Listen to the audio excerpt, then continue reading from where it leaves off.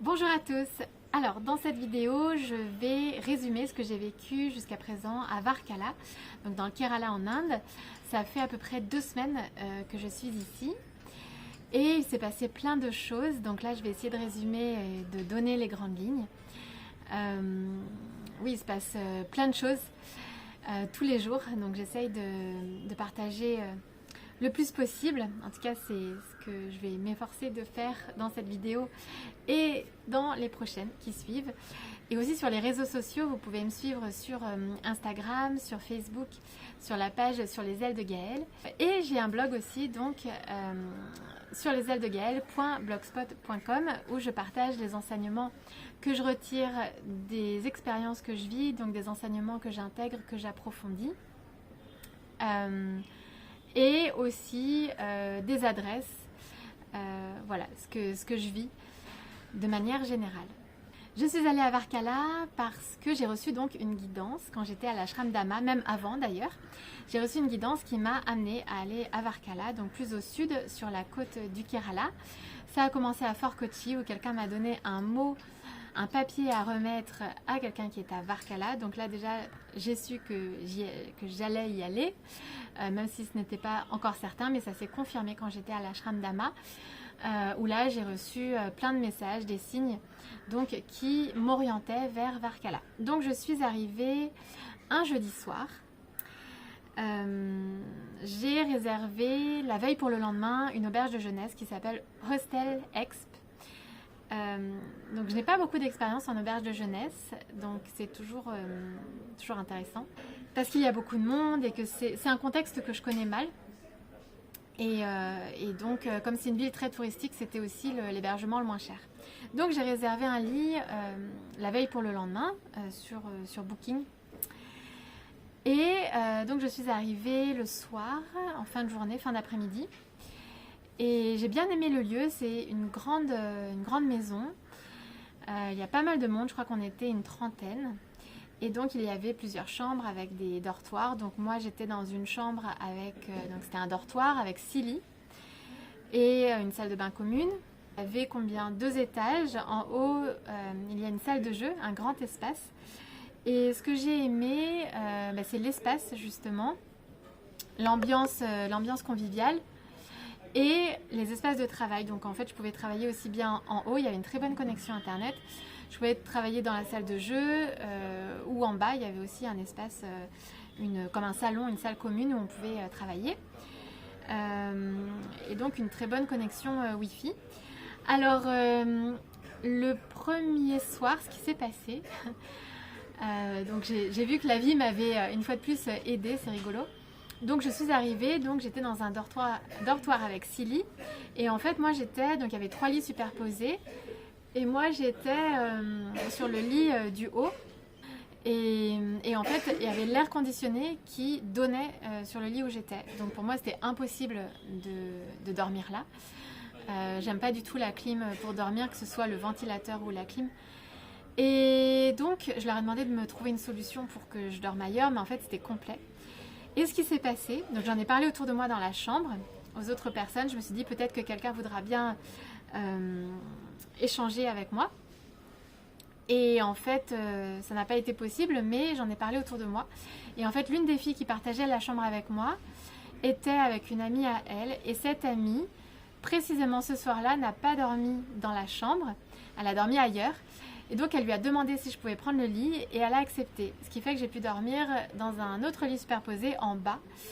Et donc c'était parfait, donc ça m'a arrangé. Donc la solution était là, s'est présentée à moi.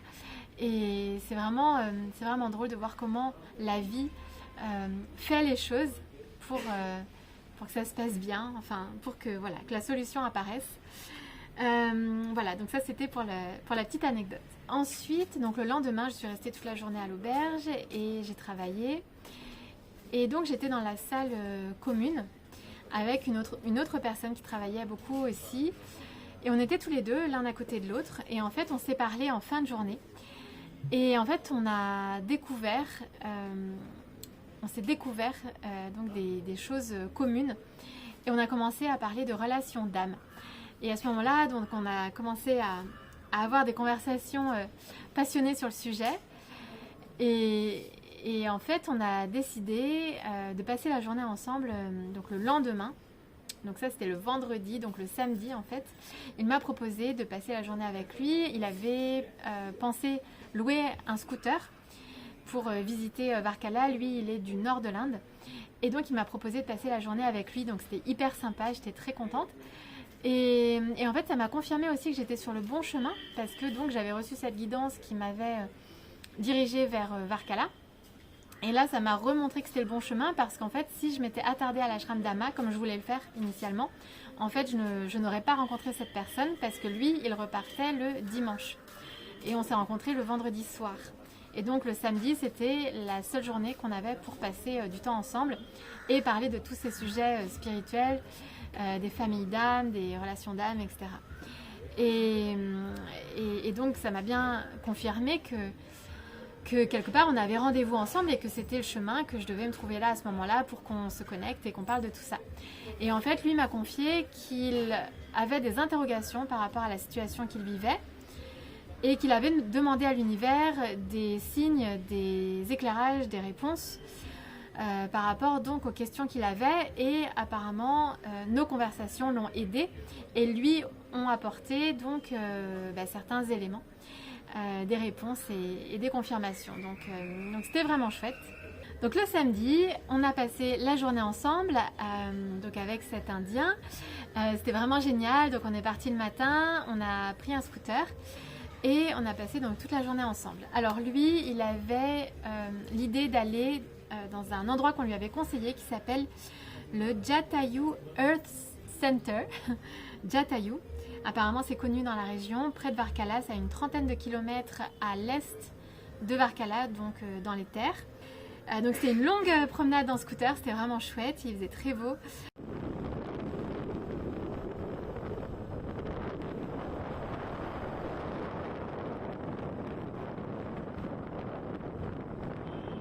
Alors, donc Jatayu, donc c'est un centre d'aventure qui est connu apparemment parce qu'il y a la plus grande sculpture d'oiseaux au monde et c'est aussi un parc à thème, donc en fait on peut faire plein d'activités sur place. Bon là on n'a pas fait d'activité, on est juste en fait c'est sur une colline, donc il y a un funiculaire qui va en haut, donc en haut il y a cette sculpture d'oiseaux et nous en fait on a pris les escaliers, donc on a fait une sorte de randonnée, un peu d'exercice physique.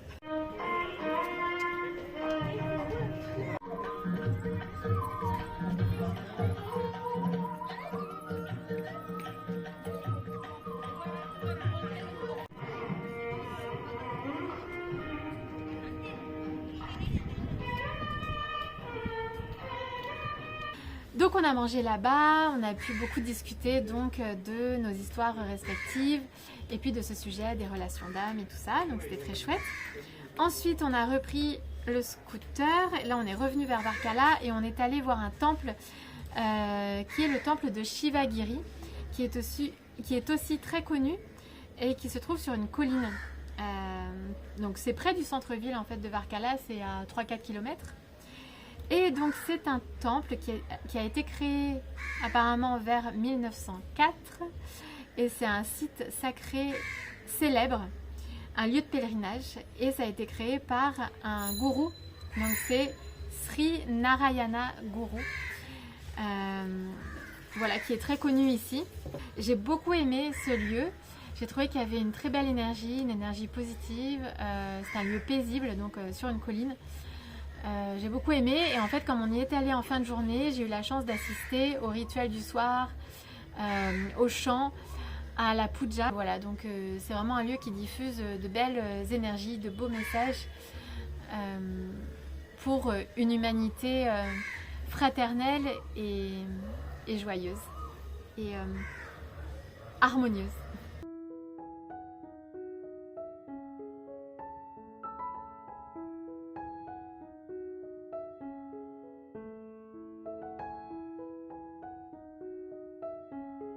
Donc cet ami est parti le dimanche matin. Je me souviens, ce dimanche-là, j'ai travaillé une bonne partie de la journée et puis je suis sortie en fin d'après-midi pour aller manger. Donc je voulais trouver un petit resto local. J'en avais trouvé un mais je voulais changer. Donc je suis allée du côté un endroit où je connaissais déjà. Et je suis tombée sur un petit magasin et là j'ai demandé au monsieur, donc c'est un magasin familial, et j'ai demandé au monsieur s'il connaissait un resto local où je pouvais manger pour pas cher. Et là il me dit tout de suite, oui oui je connais, tiens si tu veux je t'emmène en scooter. Donc me revoilà partie à scooter avec lui. Donc c'était juste à côté, hein, c'était à 1 kilomètre de là.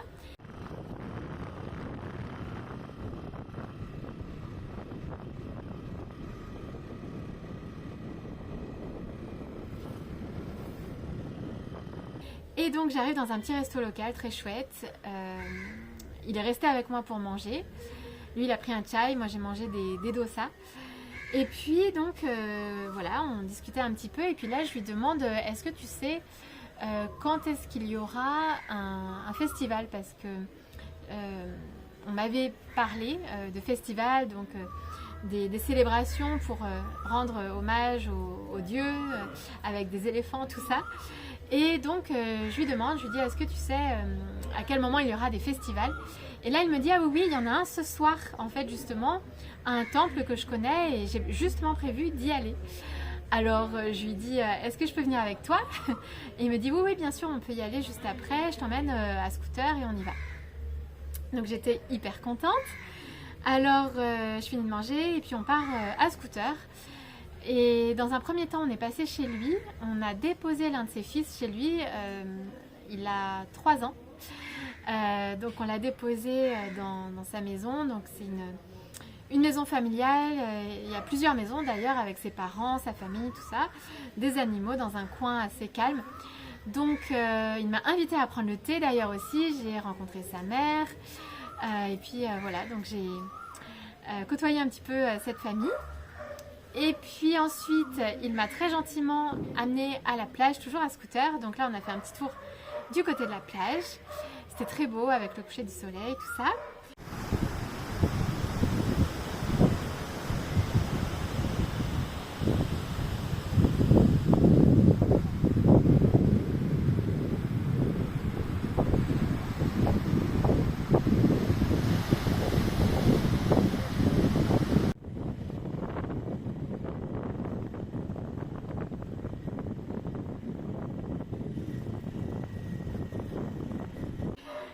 Et ensuite on est allé au temple, donc c'est un temple qui est dédié à la déesse Durga.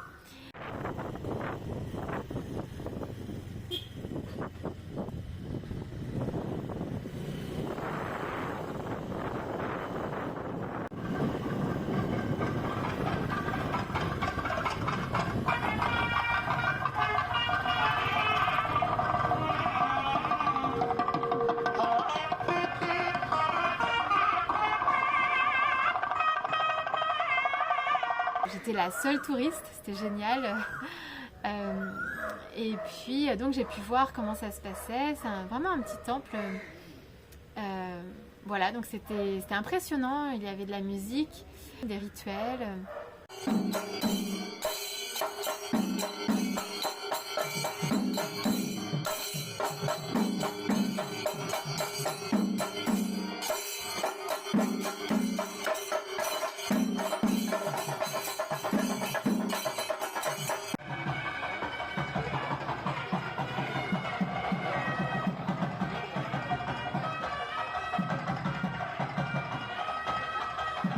Voilà, donc j'ai pu assister à tout ça ce soir-là.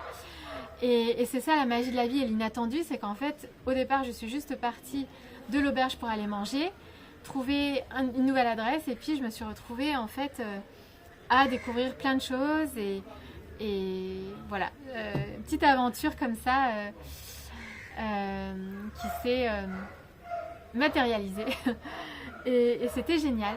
Et puis ensuite, donc après le temple, il m'a offert un chai aussi. Donc on a refait un petit tour de scooter. En fait, il m'a vraiment promené. C'était très gentil de sa part.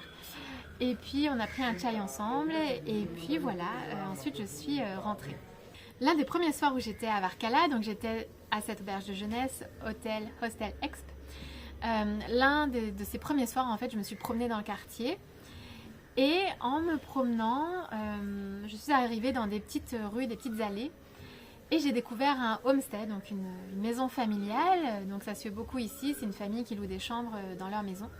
Et j'ai trouvé donc ce homestay très beau, très bien décoré. Je me suis un petit peu arrêtée près de la maison. Et puis en fait la propriétaire était là, elle m'a vue, on a commencé à parler. C'était très sympa. Et en fait elle m'a dit écoute, viens un de ces quatre, je t'invite à boire un thé et puis comme ça tu pourras visiter le homestay.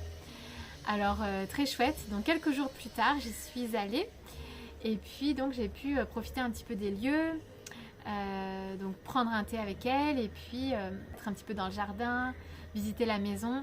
Donc là c'est un homestay haut de gamme qui est très beau et donc voilà, je vous le montre en image pour vous donner un petit aperçu.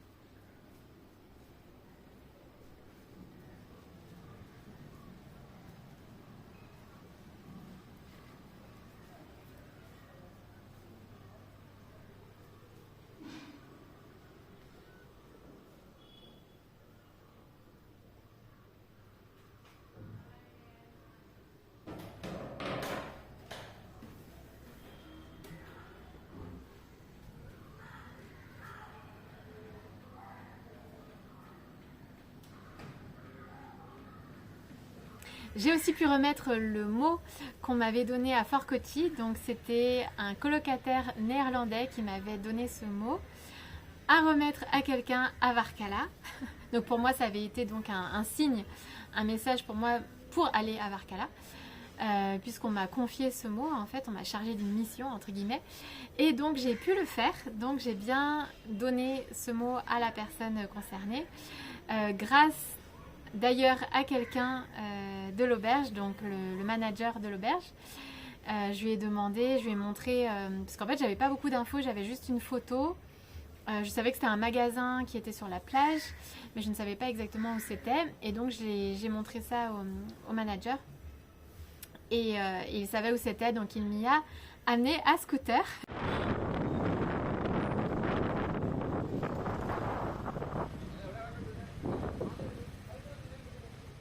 Donc voilà, donc on a trouvé très facilement grâce à lui. J'ai pu le faire et ça a fonctionné puisqu'ensuite j'ai eu des nouvelles donc de ce coloc néerlandais, de cet ex-coloc néerlandais, et donc il m'a envoyé un email pour me dire que ça a bien fonctionné puisque en fait ensuite ces personnes à qui j'ai remis le mot ont bien communiqué avec ce néerlandais, Oscar il s'appelle. Voilà. Puisque c'est ce qu'ils souhaitaient en fait, ils n'avaient pas pu échanger leurs coordonnées et ils voulaient rester en contact avec eux. Et donc ça a fonctionné, ils ont pu se recontacter. Après une semaine à l'auberge, donc la première auberge où je suis restée, donc j'y suis restée à peu près une semaine, en fait j'ai dû trouver une autre solution parce que c'était complet. Alors en fait il y a eu un jour férié ici, le jour de la République. Et ça tombait un jeudi. Donc en fait, les Indiens ont eu un long week-end, ont pris un long week-end du jeudi au dimanche. Et donc la ville était full, était vraiment complète. Parce qu'ici, Varkala, c'est une station balnéaire. Donc il y a les plages. C'est connu pour les plages, pour l'ambiance, la fête, tout ça. Donc c'est touristique, donc il y a beaucoup d'étrangers, beaucoup d'Européens. Mais il y a aussi beaucoup d'Indiens qui viennent d'autres régions de l'Inde. Et donc l'auberge où j'étais, c'était complet à partir de ce jeudi-là, le jeudi férié.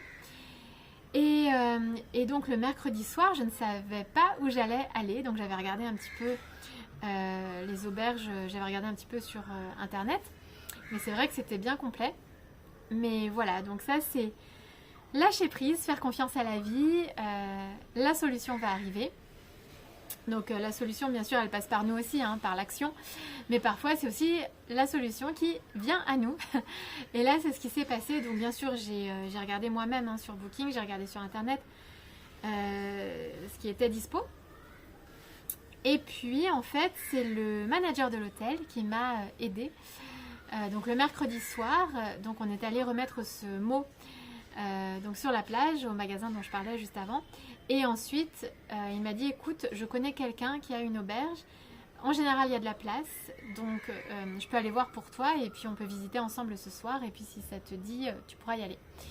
Et donc on a visité ensemble les lieux le soir même, donc le mercredi soir, pour partir donc le jeudi matin. Enfin, pour partir de l'auberge et arriver dans la nouvelle auberge le jeudi.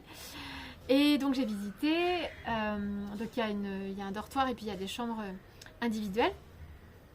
Et puis voilà, j'ai trouvé que c'était une bonne solution parce que c'était pas cher, alors que tout était super cher pendant ce week-end. Tout était à 800 roupies, donc c'est à peu près 9 euros. Ce qui est plutôt cher en fait pour dormir en dortoir, ce qui est plutôt cher pour l'Inde.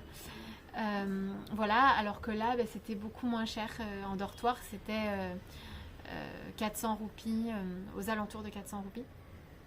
Donc j'ai accepté et le lendemain matin, donc le jeudi en fait, j'ai changé d'auberge donc et en plus c'était très pratique parce que c'était à 2 pas à pied, donc ça m'évitait aussi de la fatigue, ça m'évitait de chercher. Donc voilà, donc la solution est venue à moi et ce qui est marrant c'est qu'en fait cette auberge, donc j'y suis là maintenant, et ce qui est marrant c'est que cette auberge elle est en face du homestay luxueux que j'avais visité quelques jours plus tôt, donc on est juste en face. Et voilà, donc en fait mon âme m'avait déjà guidée ici quelques jours avant. Voilà, donc là cette auberge s'appelle Golden Stay. Donc il y a un dortoir et puis il y a des chambres individuelles. Le week-end a été assez comment dire, mouvementé parce qu'il y avait beaucoup de jeunes indiens qui étaient là, qui étaient à plusieurs dans les chambres. Ils étaient 5-6 parfois. Et donc il y avait pas mal de bruit. Ça c'est forcément un petit peu ce qu'on expérimente en fait en auberge. Donc il faut pouvoir s'adapter, être flexible. Et puis essayer de se reposer du mieux possible. C'est un peu un challenge. Voilà, donc là j'y suis depuis quelques temps maintenant, depuis je pense une semaine. Mais globalement j'aime bien le lieu, donc il y a un bel espace. J'aime bien la maison aussi. L'environnement est calme, puisque ce sont des petites allées autour. C'est chouette pour ça. Voilà, la seule chose c'est qu'en effet il y a pas mal de chambres et pas mal de groupes de jeunes qui viennent. Mais en même temps ça permet de faire des rencontres et puis je suis plutôt contente de l'expérience et du lieu. Ces derniers jours je suis retournée à un festival dédié à la déesse Durga dans un autre temple, donc toujours cette même déesse. Et donc là c'était un festival qui s'étalait sur 3 jours avec donc différents événements. Et avec des éléphants aussi le dernier soir. J'ai un peu raté en fait le défilé avec les éléphants. Je les ai vus, j'en ai vu 3. Je suis arrivée un peu tard. Mais j'ai vu des danses, j'ai vu des rituels, des danses très typiques, des chants aussi. Donc j'ai beaucoup aimé, il y avait une magnifique décoration, des bougies. J'ai eu aussi le prasad. Donc le prasad c'est de la nourriture qui est donnée. Alors c'est de la nourriture qui est bénie. Alors prasad, je crois que ça peut être de la nourriture ou des objets qui sont bénis par un dieu, une déesse, et qui sont offerts aux fidèles. Et donc j'ai pu aussi avoir je sais pas comment on dit ça, le prasad, la prasad, quand j'y étais le premier soir, donc de la nourriture sucrée un petit peu. Et donc qu'est-ce que j'ai vu, voilà, j'ai vu plein de choses sur place. Je mets les images juste après et j'ai fait aussi des rencontres sur place très chouettes.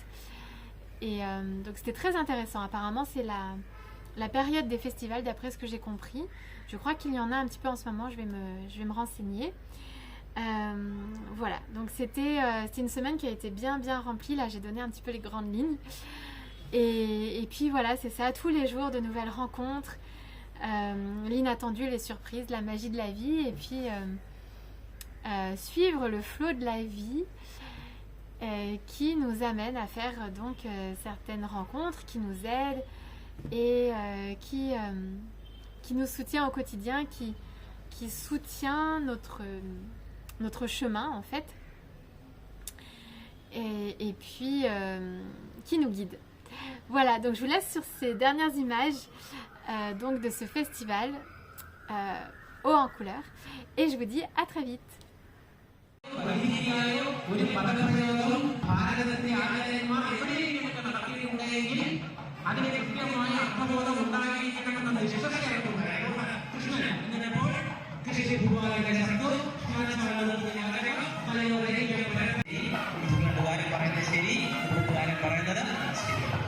യുധിഷ്ഠിരനെ ധർമ്മപുത്രൻ എന്ന് വ്യാസൻ വിളിച്ചത് എന്താ പറഞ്ഞത്?